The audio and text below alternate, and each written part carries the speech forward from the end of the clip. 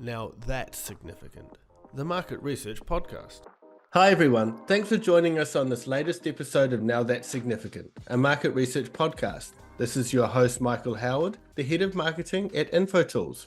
Today we're joined by Kristian Alomá, the founder and CEO of Threadline, a market research and brand strategy agency built on principles of narrative psychology, consumer identity, and behavioral economics to help clients build better relationships with their audience.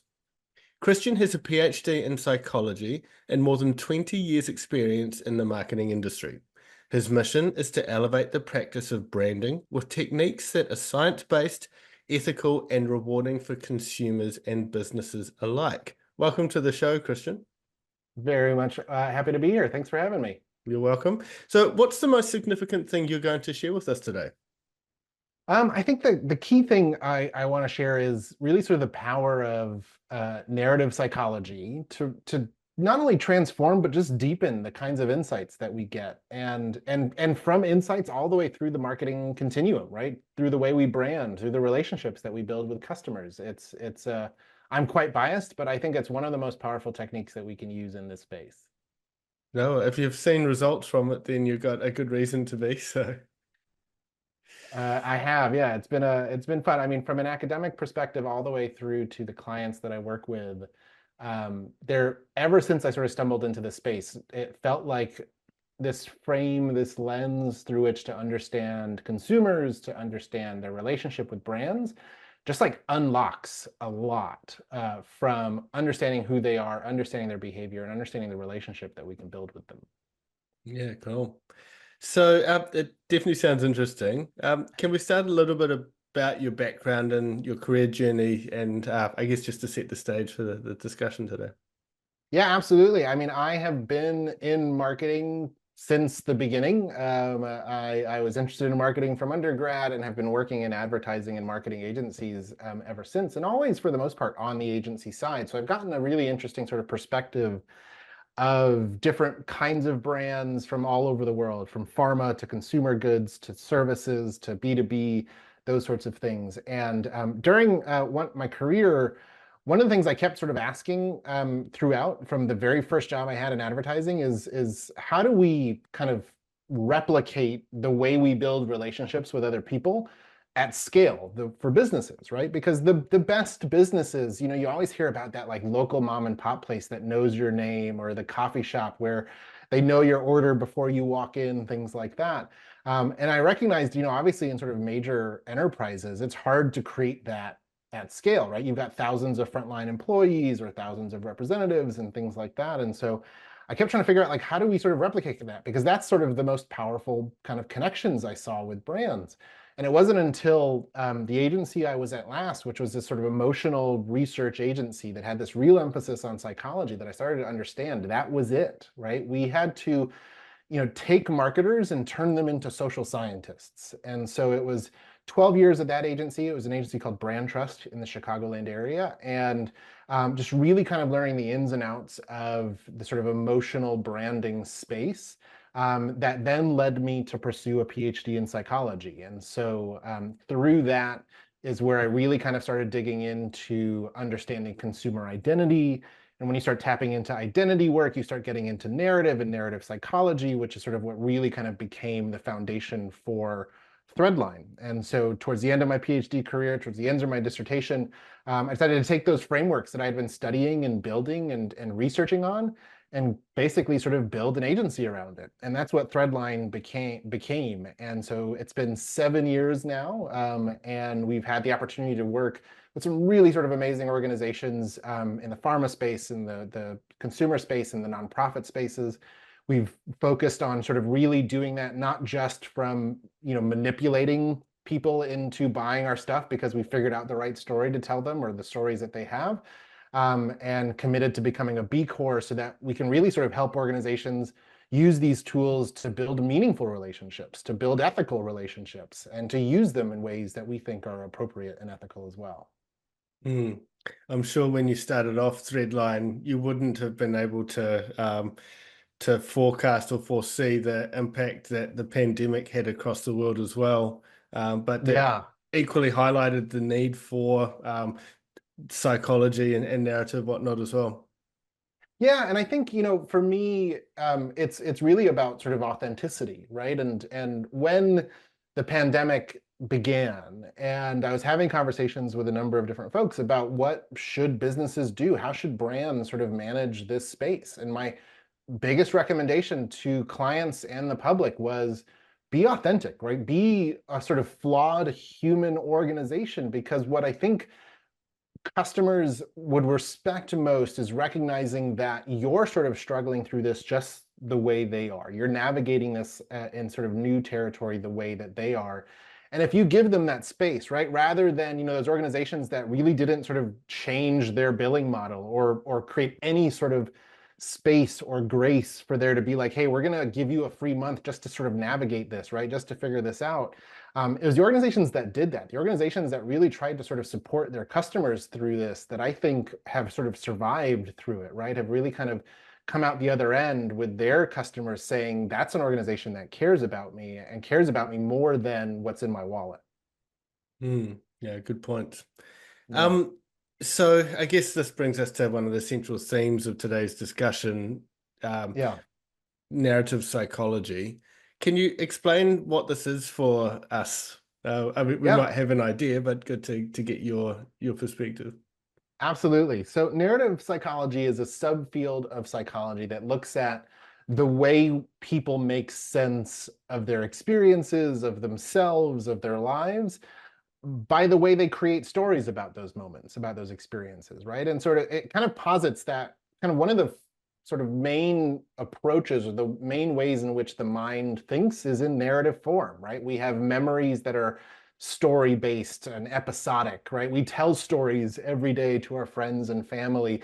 We engage with stories all around us through television and social media and theater and things like that. And so the brain really sort of functions in a narrative way. And narrative psychology says, well, if we understand those narratives, then maybe we'll understand that person in sort of a deeper way. And it's proving true, essentially, right? And it's a area of academia that was really sort of thought of from a clinical perspective of how do we help folks who are suffering from different personality disorders, from post-traumatic stress, from different sort of just mental health conditions, as far as, suffering through cancer and having to deal with that by kind of approaching their counseling in a narrative format, you can really kind of help improve their outcomes, improve their clinical results by helping them recenter themselves in their stories, or tell stories or reframe stories that are kind of more rewarding or more meaningful, or just simply healthier for them to sort of think about their place in their lives and their place in the world. And so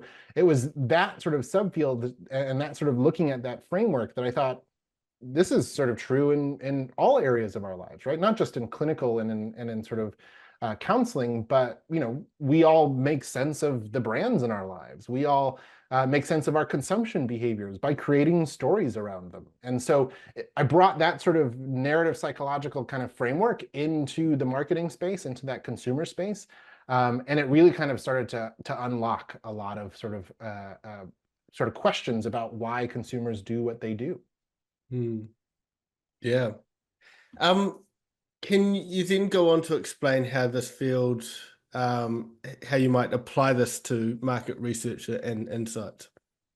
Yeah, what we recommend in research methodologies, both quantitative and qualitative, although we do more work in the qualitative space, is if you really want to understand someone, you should really kind of take them through three key stories, is how we think about it. You first want to kind of collect what we call contextual stories, right? What is the sort of broadest space in which you're trying to study? So if you're a restaurant, right, what do meals mean to your customers? What does dinner mean to your customers? If you're a athletic wear brand, right, what does it mean to perform for your customers, right? You kind of look at that broad space and collect stories about that, and you'll hear things from family dinners when they were growing up to, when they used to play sports as a young person and feeling like they kind of have gotten out of shape as, myself, like a 44-year-old who doesn't think I could run a mile very successfully anymore, right? You understand what those sort of core mental models or those core frameworks are by collecting those contextual stories. And that context is really critical. And a lot of organizations sometimes pass this over because they think that's way too broad and way too vague to be relevant to our client's objective of getting them to buy a shoe or sign up for a gym membership or what have you. But if you understand that context, you understand the meaning of the behaviors within that context. We always say context is king. And the best example I have is that if I asked your audience, who thinks it's a great idea to jump out of a speeding vehicle, almost everyone, except for some of the daredevils among us, would say no. But if I told you that that vehicle's brakes have gone out and it's approaching a cliff, all of a sudden that's the smartest behavior you've got, right? And so context changes that behavior. So you first understand that context. And then you move to understanding the category. And the category is sort of the subset within the context that becomes more relevant to your business, right? So if you're in the restaurant space, then you're looking at, okay, when they're choosing to eat out, what are they choosing? Where are they going? And you'll start to hear about your competitors. You might start to hear about your own brand in those cases. And you want to collect those stories to understand, how does the category help them satisfy their contextual needs, right? If dinner is about connecting with others, does the fast food drive-through space help them do that or not? Or if it does, in what way? Or how does the Applebee's or the TGI Fridays help them do that instead? And so you understand how they sort of use the category to meet their needs and to accomplish the goals that they have overall. And then once you've collected those stories, we can get into what we sometimes call the behavioral narratives, the brand narratives, or the relational narratives. And that's that sort of third deepest layer, or that most focused layer, where we start to talk about, what do they think about your brand? So what are the experiences they've had with your brand? What kind of stories do they tell about your brand? What's the relationship between them and your brand? Are they a hero and your brand is a sidekick? Is your brand like a magic potion that transforms them into someone they never thought they could be? Which is like Nike does sometimes, right? If suddenly you feel like you're an athlete because you've got your Nike kit on, right? And so we look at those relationships, and by collecting those three stories, then you probably have one of the clearest sort of perspectives of your customer versus just asking them to tell you about things. When you get them to tell you those stories, they're no longer answering questions. They're actually just revealing a little bit about who they are and what they care about, all embedded within those narratives. Mm. So, I mean, you've touched on shoes, footwear, on Yeah, quick service restaurants, etc. Can you think of an example where, and you can keep it anonymous, where applying sure. narrative psychology transformed a brand's relationships with its customers, and maybe what was the changes that led to that success? Yeah, there's a couple of I can share. One is one's a nonprofit example I'll share, actually. And one was, we did some work to really understand who their donors were, right? So the customers of the nonprofit world. And one of the things that we learned is that, donors are really in it. They really give to organizations, not just because they care about your cause, but because they want to feel good themselves, right? My father, who has worked in the nonprofit industry for 30 plus years, he always used to say, donors don't give because you have needs, they give because they have needs. And we really kind of uncovered that from the research that we did. And so this organization took those insights and said, okay, let's look at all of our mailers. And we send a mailer every month, and they all perform to different levels. Usually around the holidays, you get better performance. And then at the new year, things drop off because everyone's exhausted from giving, for example. And I said, well, let's take our worst performing mailer. And instead of just showing them how much need there is in the world and asking them for more money, let's take what we've learned. Let's learn about how they have need. They want to feel rewarded. They want to feel acknowledged. And they turned that letter into a thank you letter. They detailed with some of their sort of oldest long-term donors, like, when was the first time you gave, and how many times have you given, and how much you've given, and thank you for that, and look at the impact that you've made. And they detailed all of that in the letter for their donors. And this letter, which was one of their worst performing ever, was now this sort of letter of gratitude, which didn't have a formal appeal in it at all, ended up being the best performing letter for that year, because it touched sort of donors in a way that they just weren't really expecting, right? It actually sort of acknowledged the donor in a way that they felt like they needed to give back even more because of that. They were sort of so rewarded by that. And it demonstrated the way the organization could fit into the donor story, and fit into that story of, I'm doing this because I care about issues around the world, but also when it feels good, it feels better. to sort of support these kinds of organizations. And so they did that, and it really just sort of transformed the way they thought about sort of their relationships with their donors. Another one years ago we worked with, this is in the building space. So we were working with a home builder who, is one of those like national home builders in North America. And they are looking to sort of really understand their customers, right? The people who purchase homes from them, the people who custom build homes, things like that.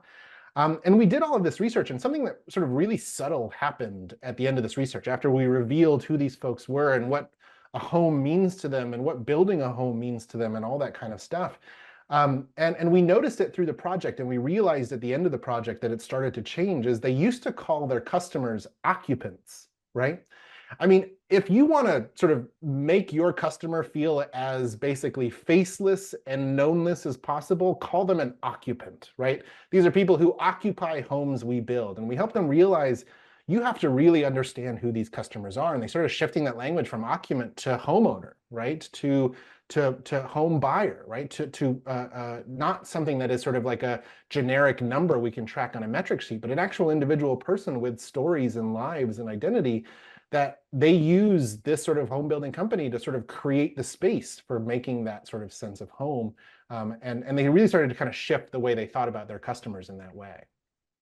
Yeah, that sounds good when you hear of things like that. And I'm sure that's just the tip of the iceberg as well. Yeah, and some that we can't share, but some really sort of lovely stories. Yes. Ultimately, and especially in the market research space, what we work at and the space we typically work at is really just helping sort of customers or our clients understand what's really driving their customers' behavior, and then what can they do about it, right? And even though we're sometimes maybe distant in the market research space from that final tactic and what actually happens, what gets launched, if you can really kind of make that impact at that strategic level, at that sort of the start of that journey, you may not be able to point and say that campaign on television was my idea, but you can see the strategy behind that campaign came from this insight. And that's sort of the most rewarding part of this work, I think. Yep. And then sometimes it's just as simple as changing how you refer to your customers, which is exactly. Which is awesome. Yeah. So I understand you have written a book. Congratulations. Yes. Yeah, I forgot to mention that as part of my journey. Yeah, that's right. Yeah. So tell us a little bit about this.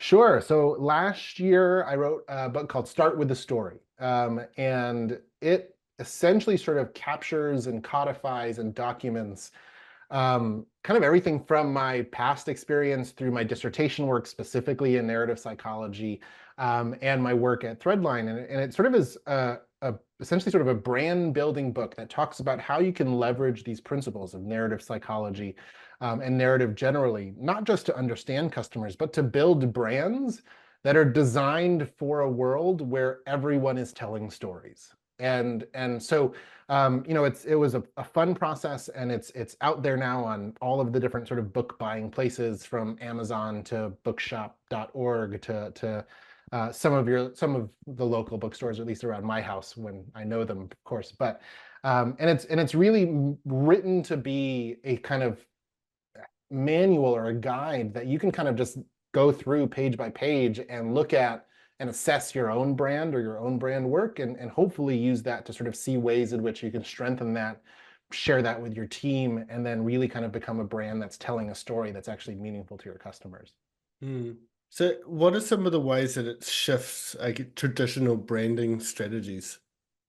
Yeah, I think the biggest way that we talk about it is moving from positioning, which we think has sort of its role in product development, of developing a position for this product or this specific service, to brand story development. And we offer what we call the story framework. And the story framework is an acronym for the struggle, the tools or technologies, the objective, the rewards, and the yearning of your brand story, right? And by documenting that, what happens is, rather than positioning, which tends to be, if those of us who've worked in marketing long enough know, it's those 5 to 7 questions you answer. And those questions tend to be very sort of self-centered. They tend to be about, what does my product do? What are its benefits? What are its rational rewards, its emotional rewards, the reason to believe? There's one question that talks about the customer, and that's who's the customer, right? And that's about it. Everything else is about me. And what we realize from a psychological perspective is that if your brand is oriented around yourself, It's a lot like when you try to build a relationship with someone who just basically thinks about themselves all the time. You don't really want to, right? It can be like a sort of an unfulfilling relationship of that guy that's just so self-centered that every story comes back to something that they've done. Even the stories you tell come back to something that they've done, right? And so the story framework tries to shift that and say, let's center the customer at the heart of our brand positioning work, at the heart of our brand story work, or our brand strategy work. And it really kind of moves from that kind of inward perspective to that relational perspective to say, how do we build a relationship with this person? Where do we fit into their story? That's your true positioning, right? That's your true sort of brand. And that sort of is why we say a brand's definition is nothing that you control, it's nothing the customer controls. It's that space between the two of you. It's that relationship between the two of you. And this helps you figure out how to manage that relationship and hopefully deepen that relationship. So, I mean, you mentioned that so many other brands are trying to tell their story and share the story. How do you differentiate with all of that then, just so it doesn't come across as you're even telling a story, I guess, but it just Yeah. it just resonates with the consumers who you Yeah, are. absolutely. The thing that we'll often say is, and we sometimes try to get really sort of nuanced about it and say, this is your brand narrative versus your brand story. Because the story is the thing that you tell. The narrative is the sort of big idea behind that story. And we really want clients to think about their brand narrative before they start telling stories, right? I mean, I think it was 10, 15 years ago, the big thing was to create stories for your brand that would go viral. It doesn't matter why, doesn't matter if it was basically supporting your brand or not. Was it funny enough or obnoxious enough or shocking enough that people were sharing it and reposting it? The problem is those stories said nothing about who you were and didn't really tell anyone what kind of relationship they could have. So we encourage people to sort of focus on their brand narrative. And that is really about figuring out what your relationship will be. Where will you fit into the world of your customers? And if you do that first, it may not necessarily be a story you tell. It may be the way the experience is, right? When you go to McDonald's and you realize that's designed for families, right? The brand narrative is about family togetherness, right? It's about sort of something that's efficient yet meaningful for you and your family to get together, maybe even fun. That's the narrative, even if you're not saying it out loud. But when you have that narrative, when you need to say something, it's also going to be on point. It's going to be on brand because you've defined what your brand really stands for in a much more sort of meaningful and evocative way, in a way that's easier for your organization to understand than, the answers to 7 questions, if you will. Yes. So as a branding experience design consultant, you describe your role as akin to a couples therapist between brands and their customers. How do you Yeah. approach identifying the core relationship issues between a brand and its audience? Yeah, it is fun, right? The research that we do can be pretty emotional. A lot of clients sometimes say it looks like we're watching a therapy session between the customer and our moderators. And to some degree, it really is like that, right? We are sort of sitting these customers down to talk about their relationship with your brand in a really sort of meaningful way. And we get the opportunity to probe around that relationship and understand what's sort of really meaningful to that relationship. And so what we do ultimately is look at those stories, and it's not just what's the story they told. What we're looking at is what role is the customer playing in that story, and are they the hero of that story? And then what are they doing in that story? What are their goals? What are their challenges? And then how does your brand fit into that story? Because stories, among many things, are about relationships, right? When we watch Game of Thrones, we're not just watching one person sort of navigate a journey. We're watching one person navigate all of the different relationships within that journey. And Game of Thrones has a ton of relationships that we track as viewers, right? And Downton Abbey was all about the relationships between everyone. Stories help us understand relationships. And so when we collect these stories from consumers, we're not just collecting what's happening. We're not just collecting what they're doing or how they feel about it. We're collecting the relationships that they have with other people in that story and with the products or brands in that story. And so, if you use that sort of story or theater metaphor, right, these brands are props on the stage, and those props can help drive that sort of storyline forward. They can get in the way in some cases, or they can kind of disappear into the background and not ever get noticed by the customer or so that's where we start to see, hey, here are the relationships that exist. Here are some of the gaps, the opportunities of where you could build a stronger relationship. And also here's maybe some of the problems with the relationship right now and what you could do to strengthen that or to repair that. And I guess sometimes you could go into the whole antagonist protagonist kind of language as well. Absolutely. Yeah, I mean, that's the thing with relationships and brand relationships included, is that not all relationships are positive ones, right? Like we have addictions to social media. We have can feel like we're being abused, not only by others, of course, but by some of the brands and organizations in our lives and things like that. And so, it can be that these relationships are unhealthy or antagonistic in some ways. And we ultimately want to make sure we're helping our customer become a hero. And that sort of is at the heart of all of it, right? Which is, we tell our customers or our clients all the time, if your brand is the hero, that's a problem. Your customer needs to be the hero. If they're not, if your brand is the hero, there's no room for them to find their place in that story. And so the last thing your brand should ever be is the hero of the story. But what happens is that when you do that, when you play the supportive role or a sidekick role or a prop role where you support that customer on their story, it's the sort of what we call the hero's paradox. You become a hero to the customer. You become something really meaningful. And that's why, when I go for my run, I'm only going to wear my Nikes. Or if I'm going to go play basketball, I'm only going to wear those sort of certain shoes or that kit. Or if I'm running or in the Olympics, you see these people who have these real bonds with brands because they see that brand as being part of becoming the hero they want to be in that story. And that sort of is what the goal should be, is to help your customer be the hero of their story, not the story that you want to tell for them. Good words, sage advice. Thank you. So in the era of AI-driven methodologies, you've emphasized the power of human moderation in qualitative research. What unique advantages does human insight bring that AI might overlook? Yeah, a couple of things, and I'll start with one that actually happened very recently and was somewhat surprising. We were in a research study, and we noticed that one of the participants seemed as though they were using ChatGPT to answer our questions and actually didn't have any experience in the category at all, right? And what's interesting is that all of their answers to our questions were right? They were accurate responses. They were giving opinions and perspectives because ChatGPT can do that, of course. But it took a human moderator to notice that it didn't feel like an actual human authentic response. The responses, even though correct, felt completely inauthentic. There were no personal aspects, no personal stories. There was no, one of the things we talk about in human to human relationships is that there's noise in the relationship, right? There's sometimes errors and inaccuracies and mistakes and missteps, and there was none of that in these answers. It seemed as though they were the perfect person, right, in all regards.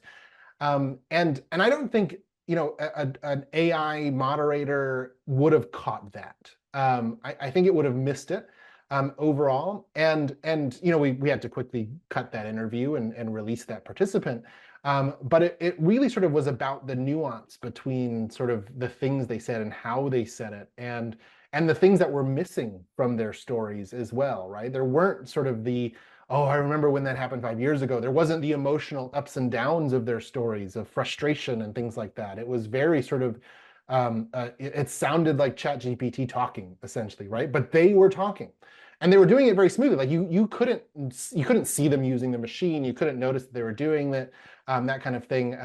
We assume that they maybe had like sort of an audio, like the voice command version of ChatGPT, right? And they were reading their text response off of that, things like that. But it really sort of took sort of a well-trained moderator to kind of pick up on that, and maybe one even trained in the social sciences to understand some of the nuances of human behavior.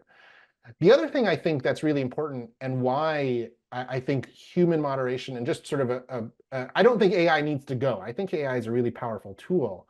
However, what I think we're starting to potentially see the beginnings of are, as AI gets integrated more and more into the products and services that we're using in our lives as customers, as consumers, what I think is going to sort of eventually emerge is a desire for something less. than AI, something that is more authentic, something that feels more human, right? I mean, if you imagine that we still get frustrated when we call customer service and it sounds as though they're in a different country because we want someone there, or we hate the telephone tree that has all of the automated responses. If more and more of the elements of our experience in our relationship with an organization becomes automated, human beings are good at noticing this sort of thing, right? Even the best AI, people can still start to detect something feels off. And so I think we're going to see this sort of surge, or this desire, this consumer demand for humanity, right? For authenticity. And I think you're only going to sort of get to that and understand that by understanding them in a more human way, understanding the imperfections, understanding the noise and the chaos and the messiness in a person's life, and then recognizing how you fit into that. So I think it's going to be less about some of the technical elements that AI can or can't do, and more about the relational elements of what brand building is going to really sort of focus on. And so the insights that those brand managers are going to need to build meaningful, sort of human, authentic relationships with their customers. Mm. Yeah, there's always that tension, isn't there? You got some people out there that are really pushing hard on the technology. Yeah. Some people are pushing hard on the human. Having a balance is a good thing. Absolutely, and I think it's critical. And I mean, we use AI tools in our organization in a number of different ways and things like that. But it's really about, one, just understanding the strengths of both. And I know AI is still basically an emerging technology, and it's going to continue to evolve, continue to get better, those sorts of things. But I think there is still, and maybe I'm just idealistic in this sense, there is still sort of a aspect of the way the mind works that is almost impossible to replicate. And even when we think we've replicated it, the mind learns to use that tool and do something more than that, right? Like that's been the history of creativity, the history of technological advancement. Is every time we've made some advance, we've figured out something more that can be done on the back of that advance that that technology could never do, right? My kids are amazed to know that I used to type essays on a typewriter, right? And that I had to print it out and hand it in to my teacher versus save it to Google Drive and send it to my teacher, right? So we're constantly sort of making these sort of advances and these evolutions. I think it's about recognizing it, acknowledging it, learning how to use it really well rather than just simply rejecting it, and then figuring out where we fit in relation to those tools. Mm. So as you look to the future, where do you see some of the topics we've discussed today heading? What challenges or opportunities do you foresee?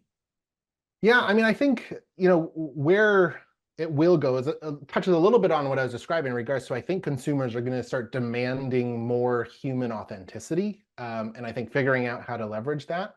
I also think, where I hope it goes as far as a combination of these two things is how we can use these sort of AI tools to start to process and synthesize and analyze some of these stories at larger scales. They may not be ever able to sort of completely replace a moderator, but they can help me sort of quickly sort of get through a first analysis of 100 transcripts faster than a moderator ever could. I also think we're going to start to see these tools used in sort of different ways on sort of the further down the continuum of insights, where it's not just I've collected all of these insights, but now I've also prepared a way for your organization to leverage a generative AI tool to understand what those insights mean, right? And so it's not just collection and processing, but also potentially socializing and sharing using AI tools within an organization. Mm.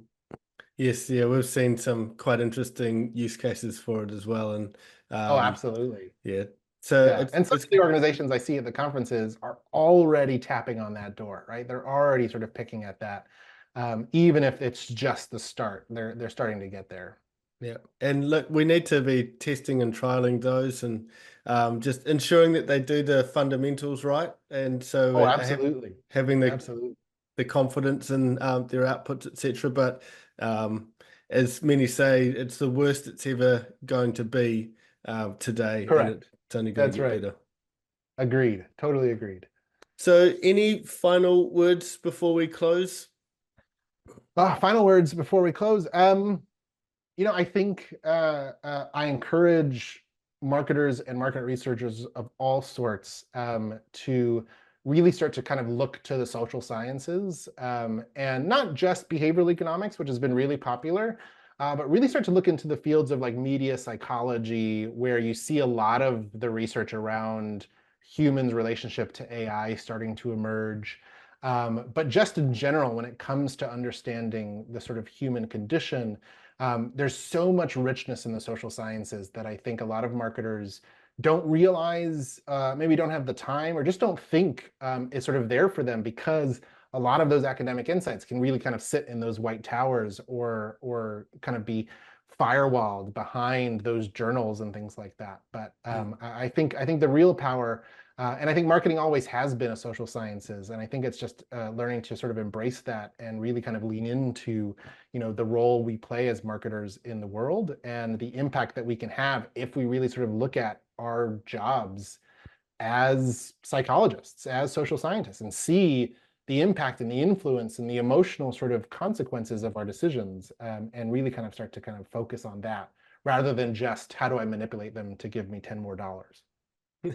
Absolutely. Well, Kristian, thank you so much for joining us on the show today. Thank you for having me. It's been a pleasure. It has, and really interesting thoughts and perspectives on narrative psychology, storytelling, etc. So thank you, and I'm sure it's been helpful for our audience as well. I hope so. Yes. And thank you to everyone else who's listened in today. If you have liked what you've heard, feel free to share this podcast with others so they can also get some value out of it. Subscribe to the podcast as well, and we'd also appreciate a review as well. With that, thanks for listening to Now That's Significant.